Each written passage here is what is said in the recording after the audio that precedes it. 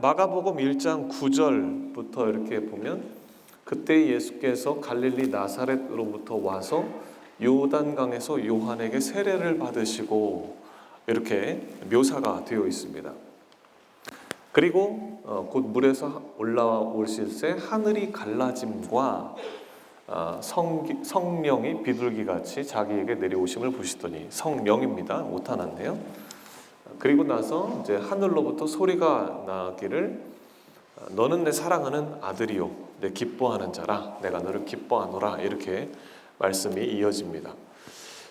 자, 여러분 그 복음서마다 조금씩 이 예수님이 세례받는 장면에서 묘사되는 어떤 포인트가 조금씩 다른데 이런 차이가 있습니다. 마태복음에서는 내가 세례를 받아야지 어떻게 예수님 내가 세례를 줍니까?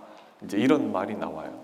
근데 그 말은 무슨 뜻이냐면 예수님이 유대인의 왕이다 하는 의미를 담고 있습니다. 그리고 누가복음에서는 많은 무리 속에 예수님이 섞여서 들어와서 세례받는 것처럼 그렇게 묘사되어 있습니다. 이것은 예수님의 낮아지심을 강조하는 모습입니다. 요한복음에서는 세례 요한이 이렇게 말했죠. 나는 당신의 신발끈 매는 일도 감당할 수 없습니다. 그렇게 얘기를 콕 집어서 한 이유는 여기 써 있는 것처럼 당시에 세례 요한, 지난주에 그랬죠. 세례 요한에게 전국에서 사람들이 몰려왔다 그랬습니다. 굉장히 인기가 있었어요. 그래서 어떤 정도 사람들이 생각을 했냐면 세례 요한이 혹시 메시아 아니야? 세례 요한이 구약에서 예언한 구원자 아니야? 이렇게까지 생각하면서 세례 요한을 추종하는 사람들이 있었어요. 그것을 딱 정리하기 위해서 나는 당신의 신발끈 매는 일도 감당치 못할 사람입니다. 이렇게 이제 표현을 한 것이죠. 자, 그렇게 했는데 이제 요단강에서 요한에게 세례를 받으시고 곧 물에서 올라오실새 이렇게 이제 단순하게 아주 심플하게 이야기가 시작이 돼요. 그리고 나오는 표현이 뭐냐면 하늘이 갈라진다는 표현이 나옵니다. 하늘이 갈라졌다. 여러분, 하늘이 갈라지는 장면을 혹시 본 적이 있나요? 네. 하늘이 갈라지는 장면, 우리가 그 하늘이 갈라졌다 할 때는 어떤 의미를 담고 있냐면 하늘이 찢어진다는 의미예요. 여러분, 하늘이 찢어지면은 이게 단순히 문이 열리고 닫히는 그런 개념이 아니라 완전히 찢어졌다고 하는 것은 더 이상 붙일 수 없다, 이런 의미를 갖고 있습니다. 근데 마가복음에 이 표현이 두 번이 나와요. 한 번은 여기서 나오고 또 한 번은 예수님이 십자가에 못 박혀서 죽으실 때, 그때 성전의 휘장이 커튼 같은 것이 쫙 찢어진다 하는 표현이 나옵니다. 그러면서 그 성전에서의 모양은, 성전은 이제 방이 두 개인데 성소와 지성소로 되어 있는데 이 지성소는 하나님의 존재가 계시다고 여겨지는 곳이고, 그리고 이 성소는 제사장이 들어갈 수 있는 곳이에요. 근데 이 지성소까지는 이제 함부로 못 들어가는, 하나님이 계시기 때문에. 근데 그 사이에 있는 휘장이 찢어져 버린 거예요. 그러니까 예수님 때문에 하늘나라와 이 땅이 찢어짐으로 막혔던 것이 연결되는 그런 의미를 가지고 있는 것입니다.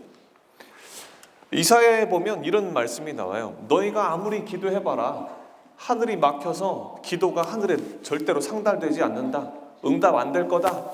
그런 얘기를 해요.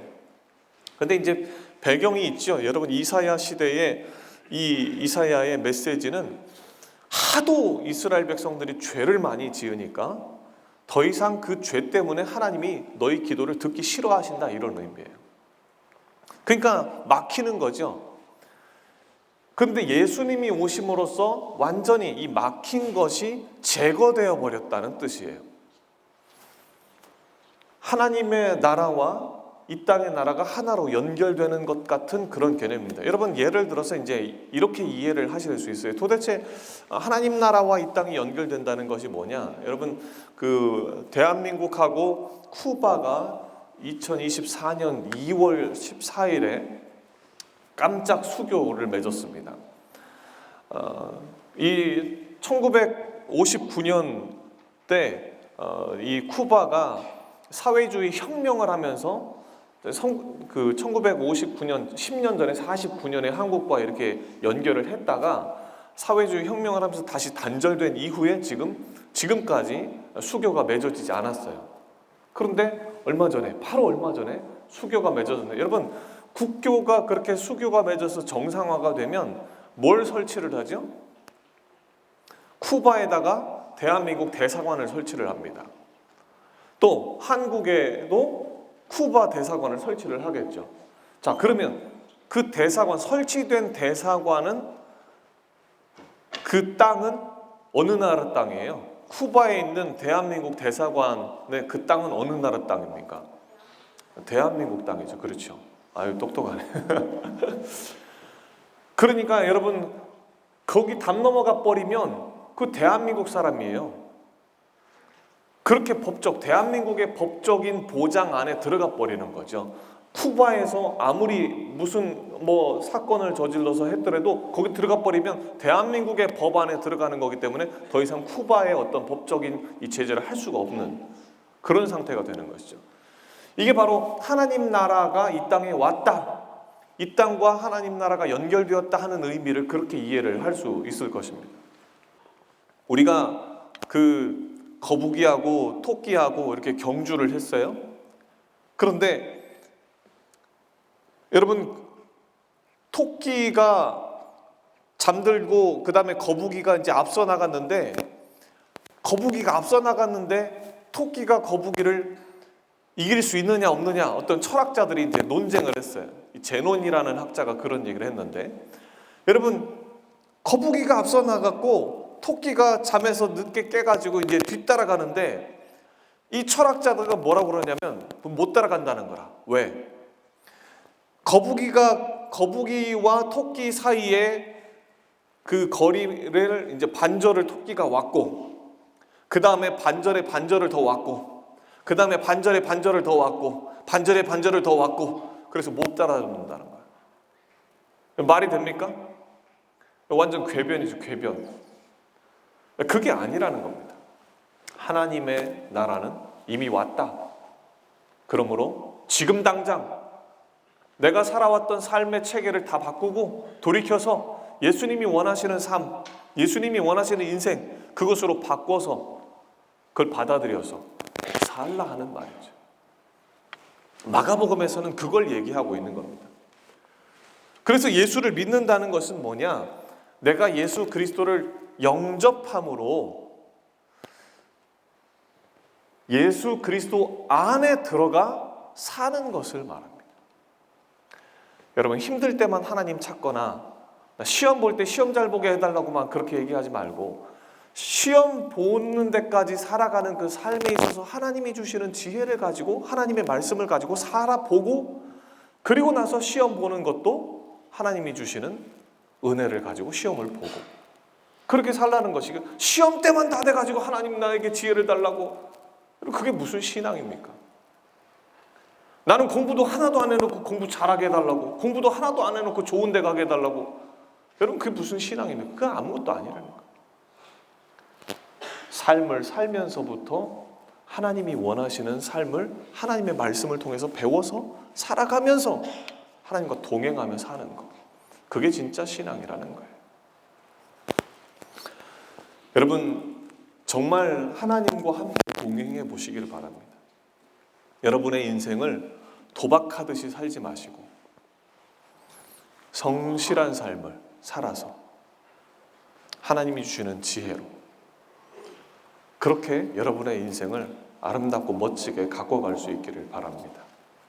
하나님 아버지, 은혜를 감사합니다.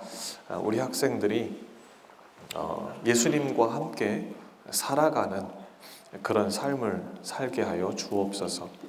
힘들고 어려울 때만 하나님 찾고 어떤 신을 찾는 것이 아니라 정말 하나님의 말씀을 따라서 삶의 순간순간을 지혜롭고 또 현명하게 살아가게 하시고, 그리고 때로는 결정적인 순간에 그 삶의 여정들이 잘 쌓여서 결정적인 순간에 귀한 열매를 맺을 수 있는 우리 학생들이 되게 하여 주옵소서. 하나님과 함께 동행하는 삶, 그래서 하나님이 인도하시는 삶 매일매일 경험하는 우리 학생들 되게 하시고, 혹시 어떤 영적인 문제로, 그리고 또 가위 눌림이나 이런 등등의 문제로 고통받는 친구들이 있다면 하나님께서 성령으로 치료하시고 또 자유를 얻게 하시고, 정말 공부하고 자기 인생 자기 비전을 아름답게 바꿔가는데 하나님 부족함이 없도록 하나님 도와주시옵소서. 감사드립니다. 예수님의 이름으로 축복하며 기도하옵나이다. 아멘. 네, 출결 확인하도록 하겠습니다.